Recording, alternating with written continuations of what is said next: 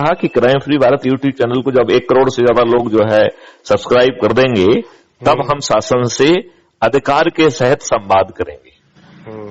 और जो ये बातें कह रहे हैं हम उसकी मांग करेंगे और जनता उसका समर्थन कर रही है। ये दीपक जला के, थाली बजा के और वीडियो चला के जो है ना जनता जो है ना कम करेगी। यदि पूरे देश में दीपावली मन जाती है मैथिली शरणगुप्त के कहने से, यदि पूरे देश में थालियां बज जाती हैं और यदि पूरे देश में जो है ना मैथिली शरणगुप्त का जो रिकॉर्डेड वीडियो जाता है, इसका मतलब है पब्लिक सपोर्ट कर रही है। ठीक है। मेरी आपसे प्रार्थना है कि आप देखिए जरा इन सब चीजों को, और यदि आप लिखने की हिम्मत करेंगे तो मैं और भी खुश होगा। नहीं, मैं लिखने की पूरी हिम्मत रखता हूँ सर, और मुझे दिक्कत नहीं, लेकिन आप कहीं आपके आका ही रोक देंगे तो फिर मुश्किल जाएगी ना। नहीं, मैं कोई आका रोकेंगे तो मेरे पास अपना फेसबुक तो है मैं लिखने के लिए, मैं तो लिखता हूँ। और मैं नैतिक रूप से और व्यक्तिगत रूप से आपके इस अभियान का बिल्कुल सहमति रखता हूँ। मैं ये कह रहा हूँ कि मैथिली शरणगुप्त के पास इतने फार्मूले हैं कि हम अपनी सामर्थ्य से इस देश को समृद्धिशाली बना सकते हैं। लेकिन मैथिली शरणगुप्त का यह भी मानना है कि समृद्ध जहां होती है, जहां ज्यादा मिठास होती है, वहां पर जो है चींटियां लगती हैं। भारत समृद्धशाली था, इसलिए भारत पर समय समय पर आक्रमण किया। भारत ज्ञानवान था, इसलिए उसकी नालंदा में इतनी जो है ना किताबें थी कि जिन्हें जला दिया गया। आपको मालूम है नालंदा यूनिवर्सिटी में लोग एडमिशन लेने के लिए वहां पहले बाहर कोचिंग लेते थे, वहाँ द्वारपाल भी इंटरव्यू करते थे साहब। ये दौर था, मैंने पढ़ा है कई जगह। तो मेरा वही कहना है कि हम मैथिली शरणगुप्त समृद्धशाली बना देंगे। सामर्थ्यशाली व्यवस्था हमें पैदा करनी होगी। हमारी पुलिस ऐसी होना चाहिए, इसलिए हमने क्राइम फ्री भारत कहा है। अब हमारी क्राइम फ्री भारत की अवधारणा देखिए, जिसमें कहा गया है कि certainty of registration of crime without going to थाना, और आज की एफआईआर से 1000 गुना बेहतर एफआईआर होगी। फिर दूसरी सर्टेनिटी कह रही है कि certainty of detection of crime that too within 7 days with the participation of the community, वो भी with the most ordinary police officer. और उसके लिए इन्वेस्टिगेशन लीड दी जाएगी। यदि उसके पास इन्वेस्टिगेशन लीड का पालन नहीं होगा तो उसकी विभागीय जांच होगी, उसके विरुद्ध कार्रवाई होगी। क्योंकि ढीलापन है ना पूरी व्यवस्था में। आप ये बताइए कि कानून में या तो संज्ञेय अपराध है तो आप 154 में एफआईआर दर्ज करिए सीआरपीसी में। यदि नॉन कॉग्निजेबल है तो 155 के तहत आप रिपोर्ट लिखिए और मुझे कोर्ट जाने के लिए कहिए। ये एप्लीकेशन किस सेक्शन के तहत ले रहे हैं? अब तो हमने दुष्टता के साथ डीजी शिकायत भी बना दिया, तो डीजी शिकायत क्यों होना चाहिए? और जो भी शिकायत आती है हम उसको इंक्वायरी रिपोर्ट क्यों लिखते हैं? हम उसको पढ़ के कि ये इन्फॉर्मेशन हमारे पास आई है, हम ये क्यों नहीं कहते हैं कि हमने इस मजनून को पढ़ा, इससे इन धाराओं का अपराध बनता है। हे थाना प्रभारी, हे एसपी, आप बताइए कि आपको किन कारणों से यह अपराध नहीं लगा। आप उसमें लिखते हैं फॉर इंक्वायरी एंड रिपोर्ट, और वो जो है ना वहां बैठा हुआ दुष्ट पुलिस प्राणी वो लिखता है कि साहब शिकायत बढ़ा चढ़ा के देना पाई गई है। मैं डॉक्टर अजय खेमरिया जी आपसे पूछता हूं, ये बढ़ा चढ़ा के देना शिकायत क्या होती है? नहीं, मैं आपसे पूछता हूँ। ये तो केवल ये कि माइंडसेट है दुष्टता का। नहीं, देखिए आपकी मानसिकता जो है आपकी वैधानिक जिम्मेवारियों के बीच में नहीं बन सकती है। उन प्रशासनिक जिम्मेवारी कार्रवाई हो सकती है और लीगल कार्रवाई भी हो सकती है। अब क्या हो रहा है, सैया भाई कोतवाल, राइट? तो आप अच्छी पुलिस तो चाहते नहीं है, आप अपनी पुलिस चाहते हैं जो आपके गुंडों को कहे कि साहब वो बहुत अच्छे हैं। वो आपके गुंडे और वो अपराधी आपके साथ मंच में बैठे, क्योंकि आपको तो कोई लज्जा है नहीं, राइट? तो ऐसी पुलिस आपको चाहिए। जो अधिकारी अच्छी बात कह के अच्छी व्यवस्था ला सकते हैं वो किसी को नहीं चाहिए, और कांग्रेस को तो बिल्कुल नहीं चाहिए। वैसे भाजपा को भी नहीं चाहिए, लेकिन कांग्रेस को बिल्कुल नहीं चाहिए। भाजपा को तो 1-8% फिर भी चल जाएगा, जहां से आदित्यनाथ योगी जी हैं तो भाई उनको चलेगा, उनको ऐसे ही लोग चाहिए। ठीक बात है।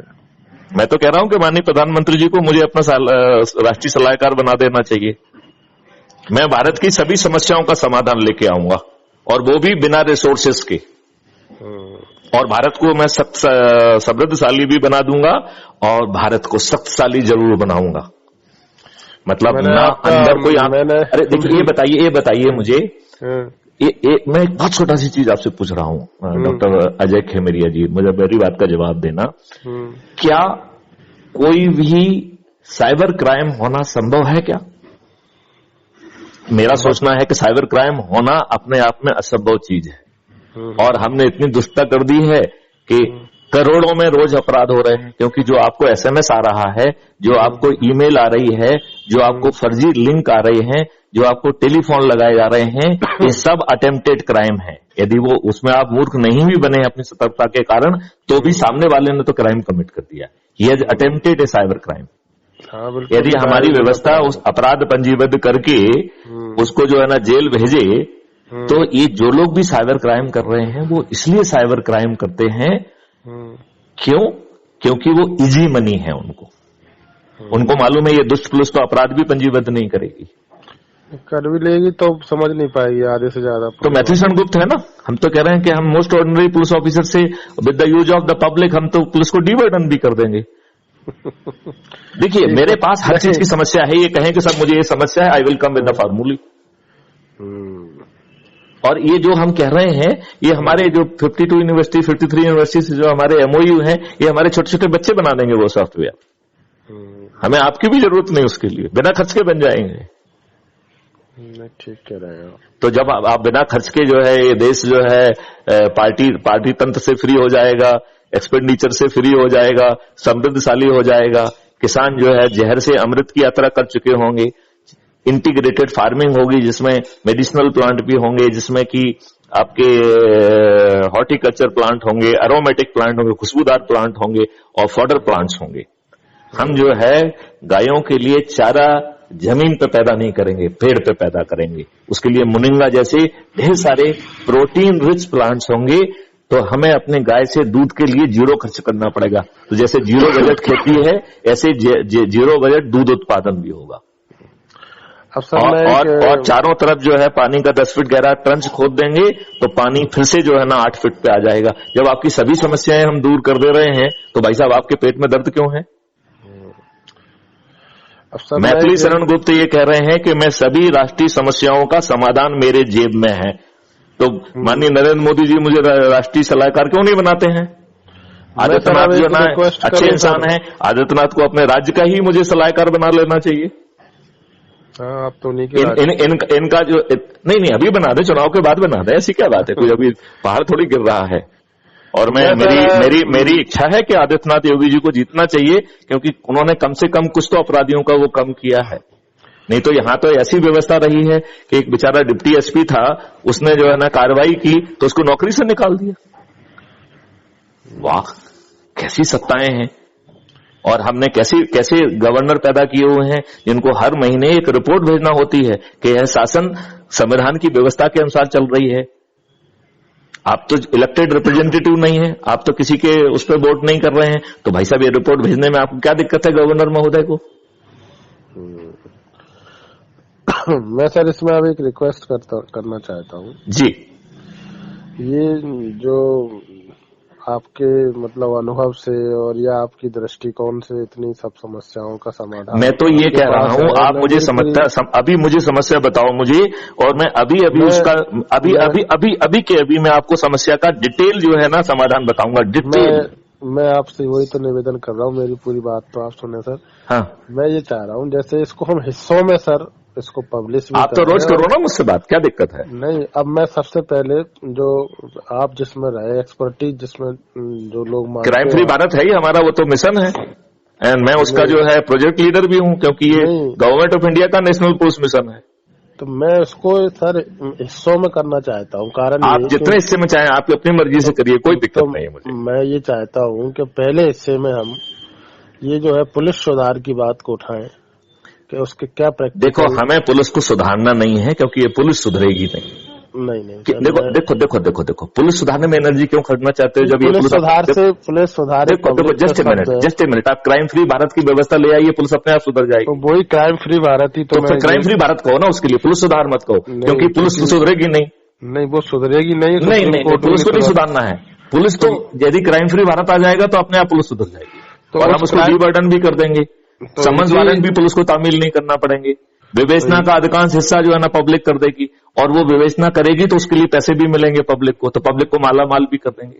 तो आपको मैं बता दूं, क्राइम फ्री भारत इतना बड़ा रेवेन्यू जनरेट करेगा जो सभी टैक्सेशन को मिला के भी पैदा नहीं होता है। तो इस हिस्से को हम पहले उठाएं और करेंगे।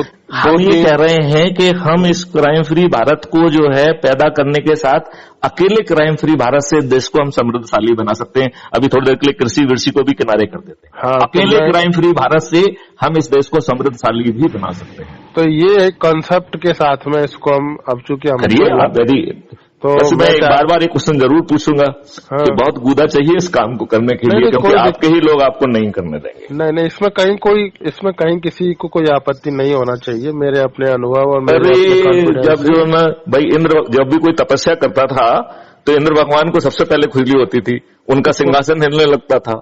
तो जिन जो वो ये सिंहासनधारी तो जो ना इनकी तो सिंहासन जल्दी हिलते हैं ना। तो मैं इंडिविजुअली तो आपसे कमिटमेंट कर ही सकता हूँ ना, उसमें क्या दिक्कत है। चलिए, तो हम दोनों साथ में खड़े हैं, हम सब मिलके जो है एक अपराध मुक्त, एक्सपेंडिचर फ्री, टैक्स फ्री, समृद्ध देश का निर्माण करेंगे। आज मैथिली शरण गुप्त और डॉक्टर अजय खमरिया अपनी व्यक्तिगत श्रद्धा, व्यक्तिगत सामर्थ्य पे कम से कम ये निर्णय लेते हैं। आप सहमत हैं? बिल्कुल सहमत हूँ। चलिए, जय हिंद, जय भारत, वंदे मातरम। मैं क्षमा चाहता हूं कि आपकी बीमारी में हमने बात की, और जैसा हमने आपको पहले बताया है कि this call is being recorded and it will go on crime free Bharat. आपको कोई आपत्ति तो नहीं है? कोई आपत्ति नहीं सर। चलिए, तो एक बार फिर से जय हिंद, जय भारत, वंदे मातरम। वंदे मातरम।